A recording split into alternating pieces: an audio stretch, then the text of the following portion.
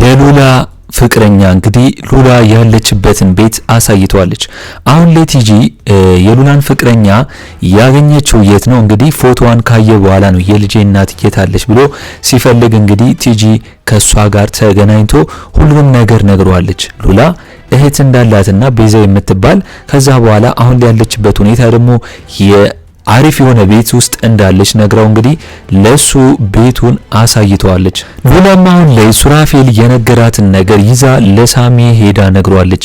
እንግዲህ ሉላ የነገረችው ነገር ምንድነው? አሁን ላይ ቤዛ ኮማ ውስጥ እንዳለችና በጣም ሪከቨሪ ውስጥ ሆስፒታል እንደነበረች በቪዲዮ ሱራፌል መጥቶ እንዳሳያትና አሁን ደግሞ ቤዛ ያለችው ዶክተሩ ጋር እንደሆነ ነግሯለች። እንግዲህ ይሄን ሲሰማ ሳሚ በጣም ነው የተናደደው። ምክንያቱም ዶክተሩና ሱራፌል አሁንም አንድ ላይ ሆኑ ብሎ ከዚህ በፊት እንግዲህ ሁለቱ አንድ ላይ ሆነው የሚሰሩትን ስለሚያውቅ አሁን ላይ ደግሞ እንዴት አንድ ላይ ሊሆኑ ቻሉ በሚል በጣም ተናዷል። እንግዲህ ሉላ አሁን ምን ማድረግ እንዳለባት ነው ግራ ገብቷት ሳሚ ጋር የመጣችው። ምክንያቱም ሱራፌል ያላት ነገር ምንድነው? ቤዛን በህይወት የምታገኛት ሀብት ንብረቱን ለኔ አሳልፈሽ የምትሰጪኝ ከሆነ ነው ብሎ አስፈራርቷታል። እንደገና አክስትሽንም እንድትታከምና ቤዛን በህይወት ማግኘት የምትፈልጊ ከሆነ ሀብት ንብረቱን እንግዲህ እንደ ቤዛ በማስመሰል ለኔ አሳልፈሽ ከሰጠሽኝ ሁሉንም ነገር ታገኛለሽ ብሎ እንግዲህ ይህንን ነገር ሲነግራት ነው መታ ሉላ ይህንን ነገር ደግሞ ለሳሚ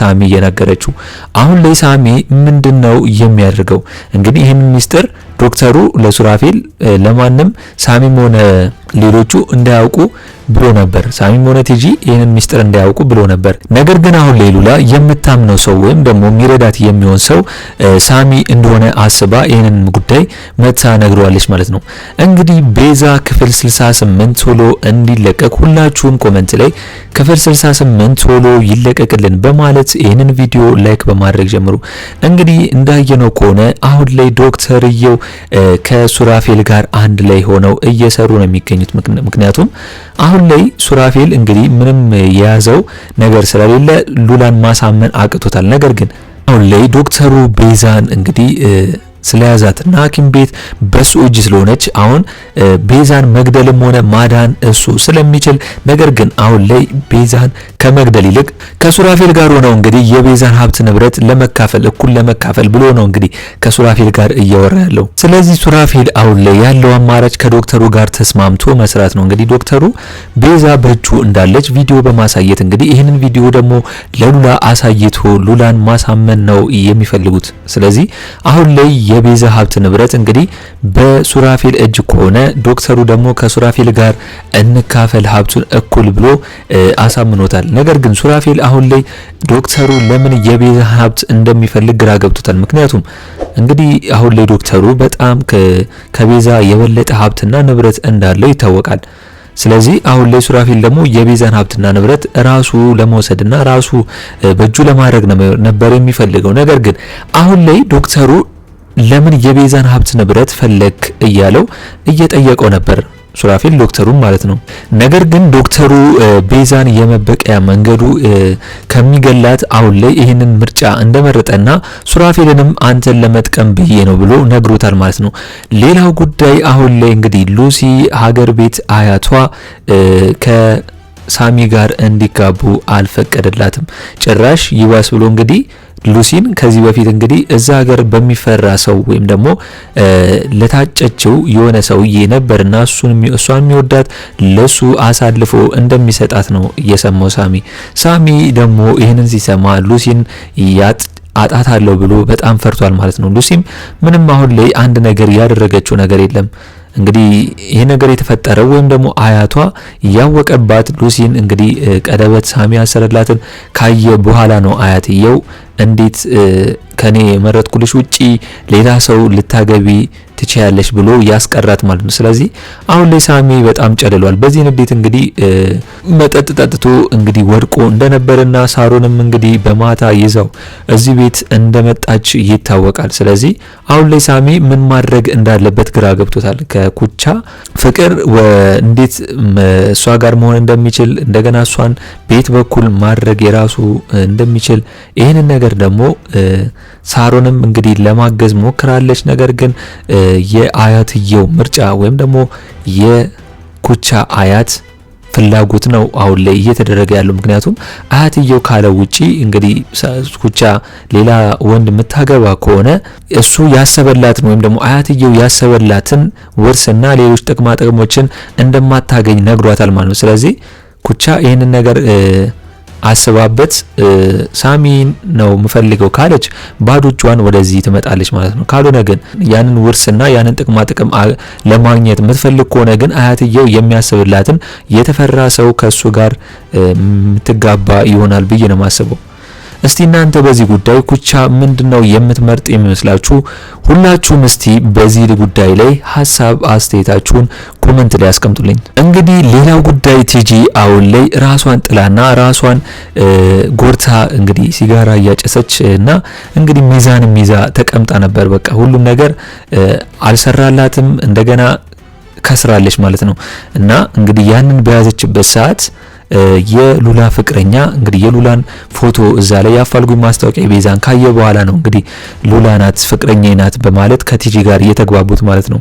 ቲጂ ደግሞ እንግዲህ የሉላን ሁኔታ ሙሉ ነገር ስለምታቅ የሉላ ፍቅረኛን ይዛው እንግዲህ አሁን ላይ ሉላ ያለችበት በጣም የሚገርም ቤት እንደሆነና አሁን ላይ ያለችበት ሀብት ላይ እንደሆነ በመናገር የሉላን ፍቅረኛ እንደገና ከሉላ ጋር የማገናኘት ዘዴዋን እየዘየደች ነው። ስለዚህ አሁን ላይ ቲጂ እኔ እናንተ መተዋወቃችን ለሉላ ምንም ቢሆን እንዳትነግራት ብለዋለች። አሁን ሉላ ስንት ጭንቀት አለባት። አንደኛ የቤዛ፣ ሁለተኛ ያክስቷ፣ እንደገና ደግሞ አሁን ላይ ፍቅረኛዋ ከመጣና የሚያስቸግራት ከሆነ ከሱራፌል ጋር ጥሩ አይሆንም ብዬ ነው የማስበው። ሱራፌልም መቼም ቢሆን የሉላ አዲሱ ይህን ፍቅረኛ መቼም ቢሆን አይለቀውም በሉላ ከመጣበት ማለት ነው። ምክንያቱም አሁን ላይ ቤዛን መስላ እንድትተውንና ሀብት ንብረቱን በሱ እንድታደርግ እያሰበ ስለሆነ በዚህ ነገር ላይ ደግሞ መሀል ገብቶ የሚያደናቅፈውን ሰው ሱራፌል መቼም ቢሆን እንደማይሰማው ይታወቃል ማለት ነው። ስለዚህ ቲጂ ከወደቀችበት ተነስታ አሁን ላይ የሉላን ፍቅረኛ ይዛ እሱ እንዲጋብዛትና አብረው መስራት እንደሚችሉ እየነገረችው ነው የምትገኘው። አሁን ላይ የሉላ ፍቅረኛ እንግዲህ ሉላን የፈለገበት ምክንያት ወይም ደግሞ የልጄን እናት የታለች ብሎ የፈለገበት ምክንያት ምንድነው? አሁን ላይ ያለችበት ሁኔታ ነው። በጣም የሚገርም ቤት እንዳለችና ሀብት ላይ እንደቆየች ሀብት ላይ እንደተለወጠች ቲጂ ከተናገረች በኋላ ነው የሉላ ፍቅረኛ ሉላን እፈልጋታለሁ ብሎ እየዞረ ያለው ማለት ነው። ስለዚህ ቲጂ እንዳለችው አሁን ላይ ሉላን የሚቀርባት ምን ብሎ ነው እንግዲህ ምንም እንደማያውቅና እዛ ቤት እንደሆነች ፈልጎ እንዳገኛት ነው። እንግዲህ ከዚህ በፊት ሉላ አርግዣለሁ ካለችው በኋላ ያ ሰውዬ ወይም ደግሞ ባሏ ፍቅረኛዋ ጥሏት እንደጠፋ ይታወቃል። አሁን ግን ይህንን ነገር አጋጣሚ ካገኘ በኋላ ሀብት ንብረቱን ብሎ እሱም እዛ ቤት ሊገባ እንደሆነ ይታወቃል። ስለዚህ ቲጂ በሉላ ፍቅረኛ በኩል እንግዲህ ተመልሳ ልትመጣ ነው፣ ልናያት ነው ማለት ነው። ከዛ ሁላ ጊዜ በኋላ እንግዲህ አሁን ላይ ሉላ ምን ማድረግ እንዳለባት ግራ ገብቶታል። ዶክተሩ ቪዲዮን ወይም ደግሞ ቤዛ ያለችበት ሁኔታ በቪዲዮ ቀርጾ ለሱራፌል ከሰጠው በኋላ ሱራፌል ደግሞ ያንን ቪዲዮ ለሉላ ካሳያት በኋላ ነው እንግዲህ ሀብት ንብረቱን ለኔ በስሜ ልታዙሪ ይችላል፣ ካልሆነ ግን እህትሽንም ወይም ደግሞ አክስትሽንም ታጫለሽ ሁለቱንም። ነገር ግን አሁን ላይ ሀብት ንብረቱን በኔ ካዞርሽ እንግዲህ ምንም ነገር ልታገኝ ትችያለሽ ብሎ ሉላን እያስፈራራት ነው የሚገኘው። እንግዲህ ዶክተሩ አሁን ላይ ሱራፌልን አምኖታል። ከማመንም ውጪ ምንም ማድረግ አይችልም። ዶክተሩ አሁን ላይ ሱራፌልን ልርዳ እያለው ነው የሚገኘው። ነገር ግን ዶክተሩ የሚፈልገው ሀብት ንብረቱን እኩል ለመካፈል ነው የተዘጋጀው። ይህንንም ኢንፎርሜሽን ለሱራፌል የነገረው ዶክተሩ በዚህ ምክንያት ነው።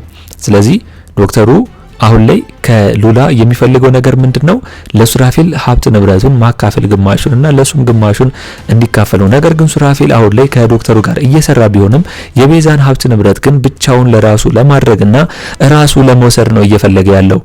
ዶክተሩ ግን አሁን ላይ ማንም ሌላ ሰው ከሚወስደው አንተ ብትወስደው ይሻላል ብሎታል። ስለዚህ ዶክተሩና ሱራፌል ከዚህ በፊት የሆነ ግንኙነት እንዳላቸው ግልጽ ነው ማለት ነው። ይሄ ነገር ለኛ ባይነገረንም ከዚህ በፊት እንግዲህ አብረው ለሶስት ከቲጂ ጋር ስራ እየሰሩ እንደሆነና ቤዛን የሚያጠመዷት በዛ ምክንያት እንደሆነ ግልጽ ነው። ስለዚህ አሁን ላይ ዶክተሩ ደግሞ የቤዛ ህይወት በእጄ ላይ ነው፣ ለገላትም ላኖራትም እችላለሁ እያለ ሱራፌልን እያስፈራራ ነው ያለው። ስለዚህ ሀብት ንብረቱን እንግዲህ ግማሹ ለኔ ካልሰጠኝ ቤዛን በህይወት አታገኛትም እያለ ሱራፌልን እያስፈራራው ነው የሚገኘው ማለት ነው። እንግዲህ ሉላ አሁን ላይ ምንድነው የምታደርገው? ሱራፌል ሀብት ንብረቱን ታስተላልፍለታለች ወይስ አማራጯ ምን ይሆናል ብላችሁ ነው የምታስቡት? እስቲ ሁላችሁም ኮሜንት ላይ ሐሳብ አስተያየታችሁን ማስቀመጣችሁን እንዳረሱ። በኔ በኩል የዛሬው አስተያየቴ ይህንን ይመስል ነበር። በቀጣይ ክፍል እስከምንገናኝ ድረስ መልካም ቆይታ ይሆንላችሁ። ቤዛ ክፍል 68 ቶሎ እንደተለቀቀ እኛም በኮሚኒቲ ፖስታችን ስር ወዲያው ለእናንተ የምናስቀምጥላችሁ ይሆናል ማለት ነው። ለቻናሌ አዲስ ከሆናችሁና ሰብስክራይብ እስካሁን ያላደረጋችሁ ካላችሁ ሰብስክራይብ በማድረግና የደወል ምልክቱን በመጫን ቤተሰብ እንድትሆኑን በአክብሮት እንጋብዛለን።